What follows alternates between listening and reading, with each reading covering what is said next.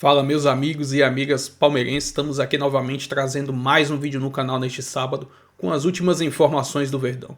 Estou trazendo um corte do Sport TV onde eles fazem uma análise dessa participação do Palmeiras no Mundial. E agora, com a saída de Estevão, Paulinho fazendo cirurgia, será que vão chegar reforços para a equipe?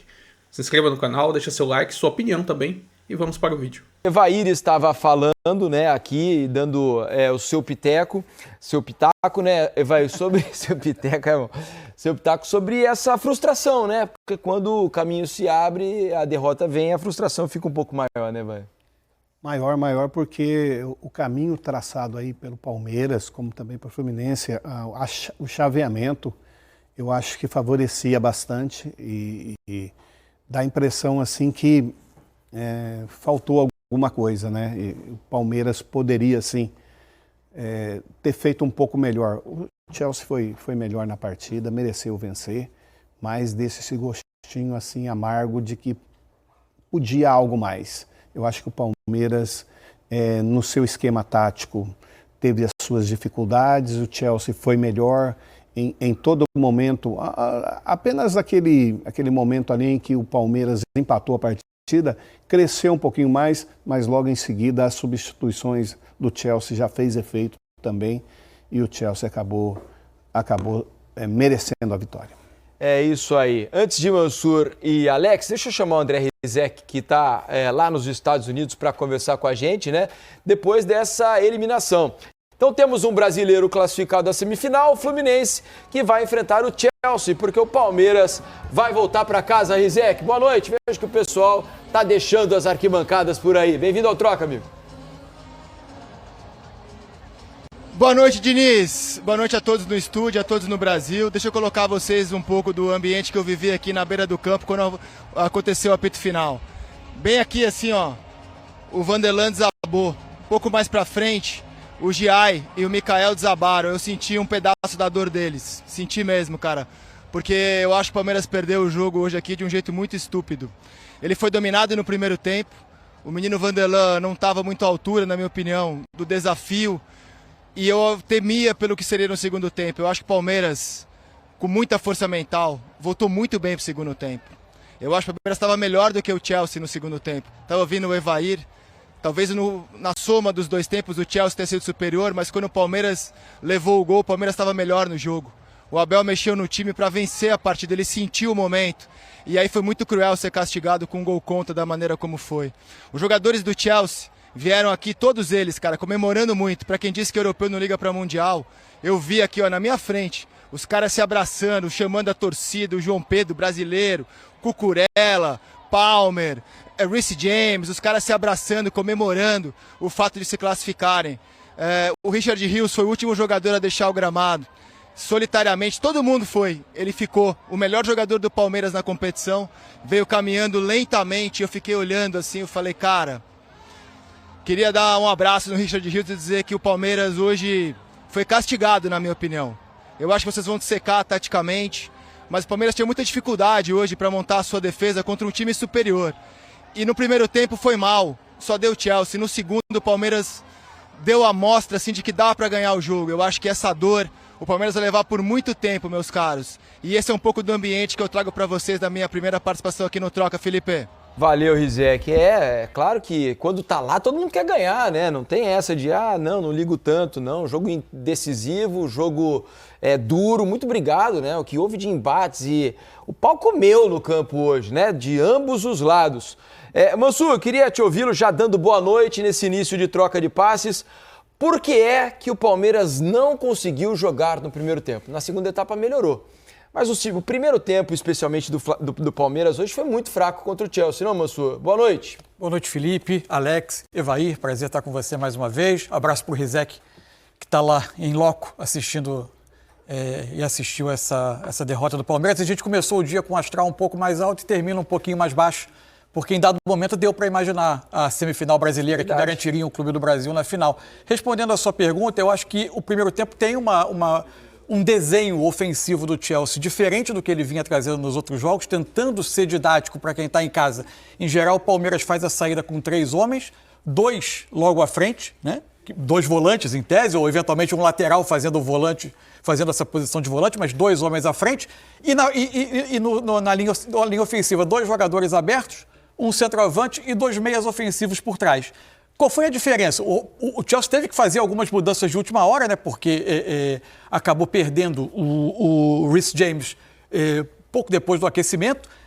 O Malo Gusto, que entrou como lateral direito, ele aparecia como um 6º homem nessa linha ofensiva, como um 3º meia por trás do centroavante, que era o Dilep no primeiro tempo. E ele quase sempre, no início do jogo, era um homem livre, porque o Palmeiras, nos encaixes de marcação do Palmeiras, provavelmente esse posicionamento era uma surpresa. O Palmeiras isso criava uma dúvida, por exemplo, no Facundo Torres, se ele ia pressionar a saída de 3, fazendo um 3 contra 3 na saída, ou se ele precisava vigiar esse homem livre que era o Malo Gusto o tempo todo nas proximidades da área. Isso sobrecarregava Vanderlan pelo lado esquerdo, sobrecarregava Mikael.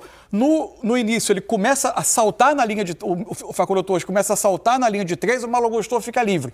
No lance do gol, ele tenta fazer uma vigilância ao Malo Gusto na entrada da área. Quem fica livre é o Chalobah, para conduzir a bola, até achar o passe que encontra o Palmeiras. O Palmeiras nunca encaixou. O Palmeiras já no final do primeiro tempo, para mim, já desenha uma melhora, um encaixe de marcação melhor, vem com um encaixe de marcação muito bem resolvido do vestiário e, para mim, isso é o que faz o Palmeiras ter mais volume no segundo tempo, mas a um preço.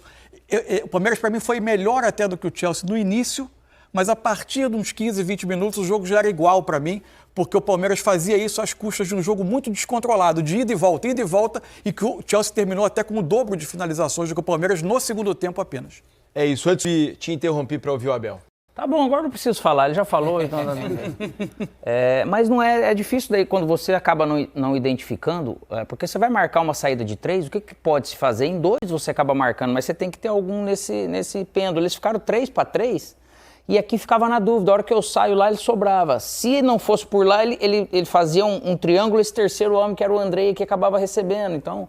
Isso eu acho que demorou para eles conseguirem entender, e por isso que o Chelsea acabou sendo melhor. Então você pega o controle do jogo ali, já te facilita bastante. E o Chelsea ele também acho que fez o melhor jogo dele na competição, né? Veio com um crescimento, primeiro jogo mais assim e depois acaba crescendo. É um time de jovens talentos, né? Um time que veio com um espírito já naturalmente diferente, já mais bem treinado, né? Com tudo isso.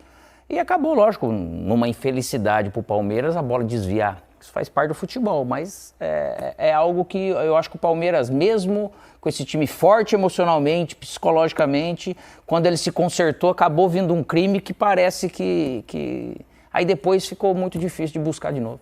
Evair, queria que você falasse um pouco sobre a defesa do Palmeiras, né? A gente estava conversando ontem aqui antes do jogo, dos 4 titulares ali da linha defensiva de 4 ali do Palmeiras, 3 não jogaram hoje, né? Gustavo Gomes, Murilo e Piquerez. O quanto você acha que isso foi fundamental ou se teve alguma participação na derrota de hoje?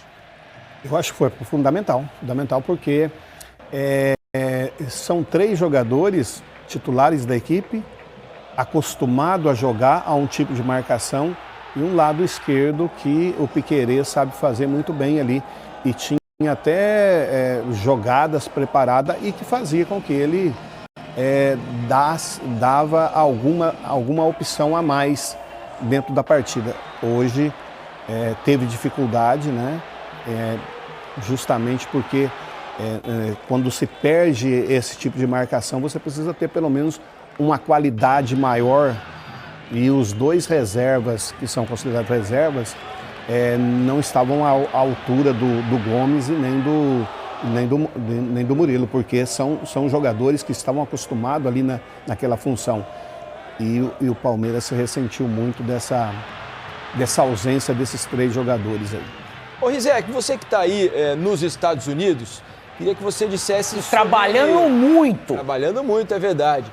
Eu queria que você falasse um pouco sobre a relação Estevão e o torcedor do Palmeiras, né? Porque foi uma despedida, do outro lado estava o futuro clube dele. É uma situação inusitada, poucas vezes vivida, né? Para qualquer jogador de futebol. Como é que foi o fim do jogo entre torcedores e Estevão, hein, Rizek? O Felipe fala-se, tem uma piada, né, que circula, que o Estevão é o Cuiabá Man, né? Uma piada maldosa piada até boa, né? Mas maldosa, de que ele só decide jogo contra o Cuiabá. Hoje ele fez do Chelsea um Cuiabá. Marcou aqui contra o seu futuro clube o maior gol da carreira dele, disparado, um golaço.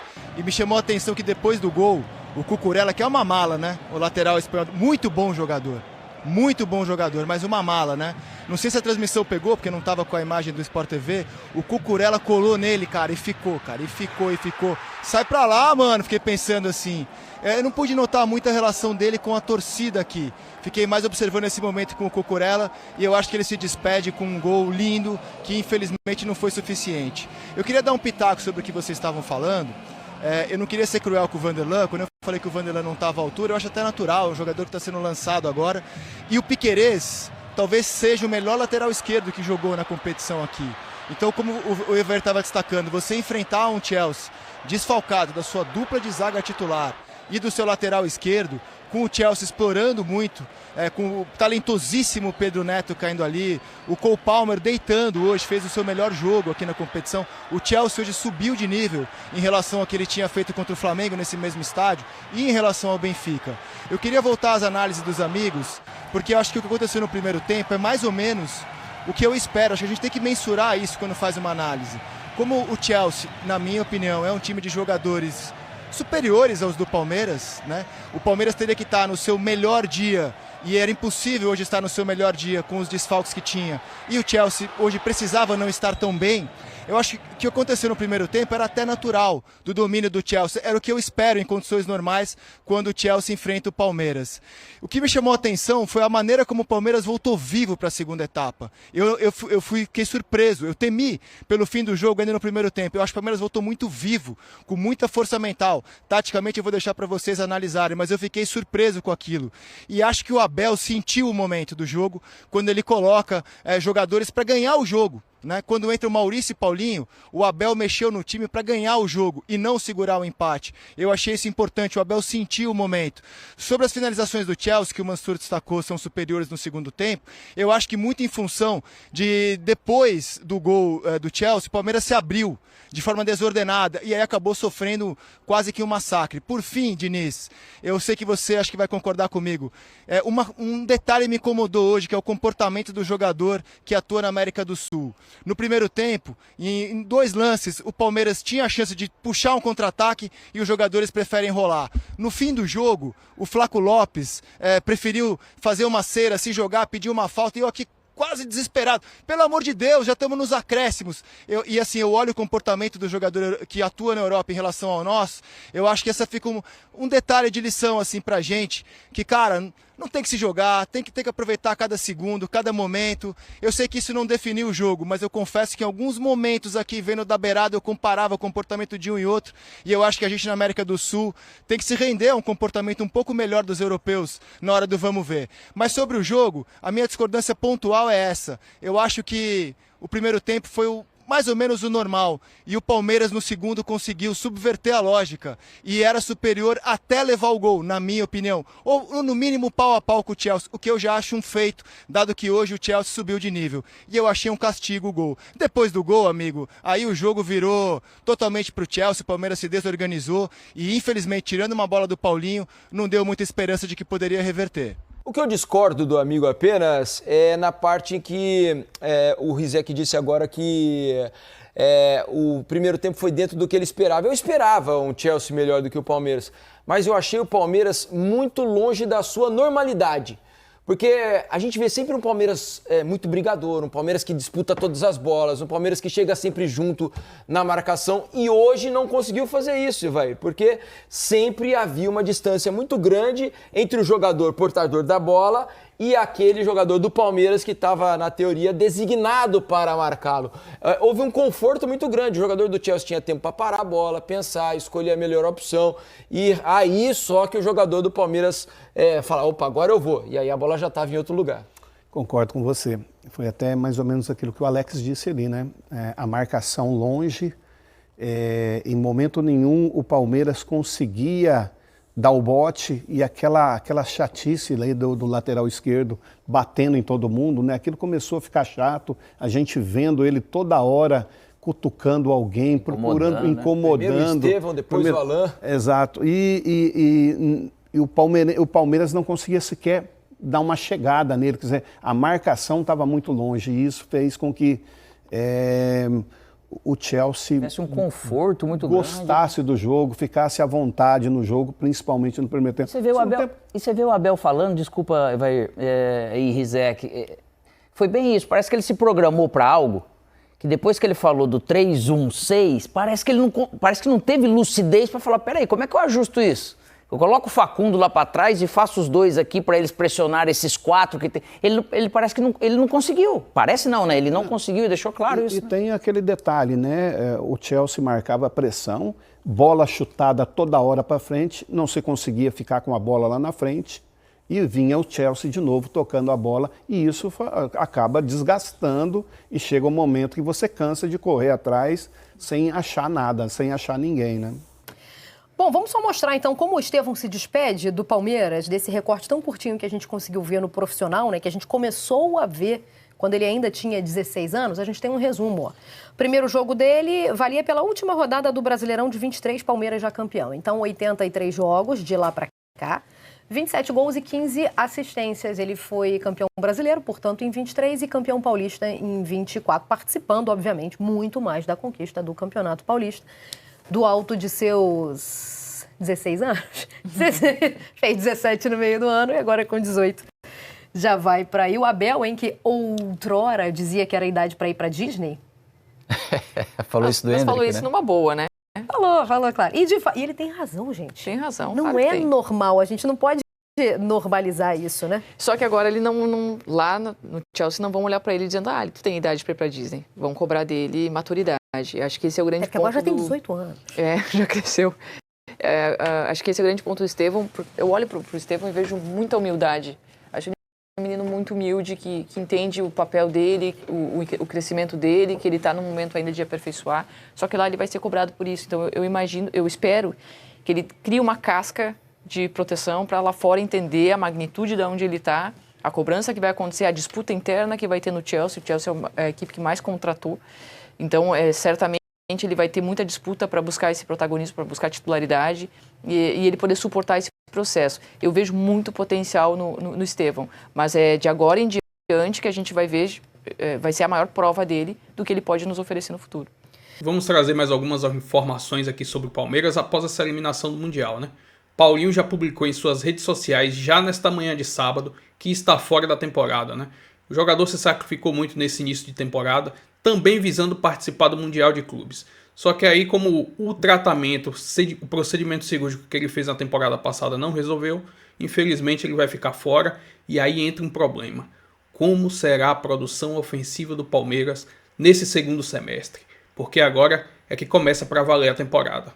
Por mais que o Mundial seja um sonho, mas era muito mais complicado. Apesar que o jogo contra o Chelsea era muito possível do Palmeiras se classificar e sim conseguir chegar a uma final do Mundial. Porém, por falta de qualidade de banco também, porque tá nítido e claro, não podemos só ter Piquerez do lado esquerdo. A lateral reserva, Vanderlan, não tem uma capacidade suficiente para produzir ofensivamente, para ajudar principalmente também defensivamente. Mikael, na minha opinião, ficou devendo. Bruno Fux, aceitável, mas ali daquele lado esquerdo com Vanderlan e Mikael, não passa segurança nenhuma. E o que mais preocupa é essa parte ofensiva. Paulinho já está fora da temporada, Estevão foi embora. Quem vai jogar ali do lado direito? Vai colocar o Felipe Anderson, que começa, joga um jogo, 2, 3 jogos, depois some. Vai colocar o Facundo do lado que, teoricamente, onde ele jogou na MLS, só que do lado esquerdo do Palmeiras, não soma nada. Muitos jogadores embaixo ali, principalmente na fase ofensiva. Vitor Roque, a bola não chega pro cara finalizar, o cara tá sempre longe da área, tá sempre caindo pelos lados. Tem muitos problemas ofensivos e vamos ver como a Abel vai solucionar, né? Porque a temporada é muito pesada a partir de agora. Enfim, agora vai começar especulações de possíveis reforços, que realmente precisa. E aí a gente vai ficar trazendo as notícias aí para vocês. Se inscreva no canal, deixa seu like, avante palestra e até o próximo vídeo.